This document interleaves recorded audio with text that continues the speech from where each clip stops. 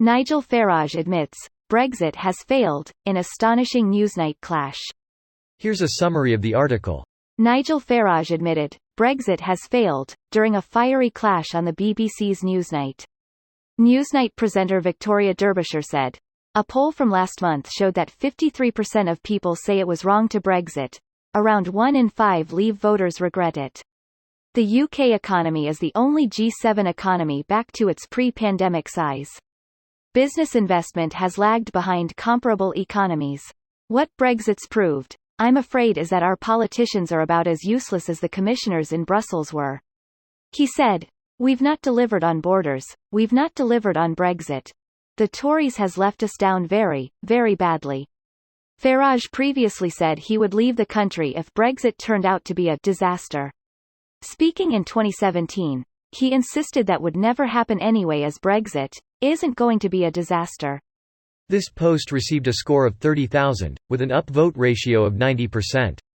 Here are the top comments in response to this article. He's still pro-Brexit and is just throwing the Tories under the bus. The 350 metres a week bus, no less. And since there is now more money for the NHS, the victim of the accident can be dealt with all necessary care, right? Right? Damn man, I used to think the NHS had the best care available. Because they were genuinely excellent, until the austerity knife began hitting bone in the 1990s. Now it's been starved to the verge of collapsing, so generic Conservative politician, farmer golf buddies can sweep in and privatise it, just like what's happening in Canada and Australia. Trees will eventually pass a motion allowing bigger, better, private hospitals for those who can pay, and that'll be the end of it. Yes, but he said it failed because they didn't Brexit hard enough. It's not like he's come to his senses or anything. That man must be a foreign paid actor or delusional. The UK was a world power when it had a huge colonial empire to exploit and trade with.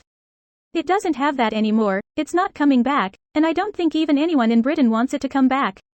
It can, and replace a lot of the economic activity that Britain lost when the empire went away. Russia. It was Russia from beginning to end. It is insane how nobody seems to get that.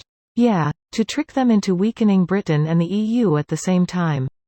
The fact is that Cambridge Analytica helped elect Trump and helped pass Brexit. Putin took credit for getting Trump elected, and the same people were behind Brexit because both of those things weakened resistance to Russian militarism and ultimately led to the Russian special military operation, which was the full-scale invasion of Ukraine. Putin's good at the spy shit, but he's terrible at waging actual war effectively, and he's hurt everyone in the process.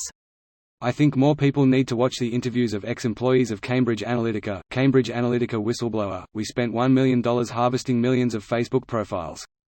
Cambridge Analytica whistleblower Christopher Wiley appears before MPs. The Brexit he campaigned on was an impossibility, cushy, sweetheart deal Brexit where Britain would enjoy all the benefits of membership with none of the responsibilities. Anything less is the fault of everyone but his cadre of grifters and scoundrels. Because he was trafficking in the fantasy that Britain was basically subsidising the entire EU instead of being a major beneficiary of it. Money Britain sends into the EU was a pittance compared to what it was saving in military defence, border management, and economic incentives. But that's not a money in versus money out calculation. This video was automatically created by Reddit to speech. The article and comments in this video were selected from Reddit according to their upvotes, and any paraphrasing was performed by smmry.com, without any human intervention.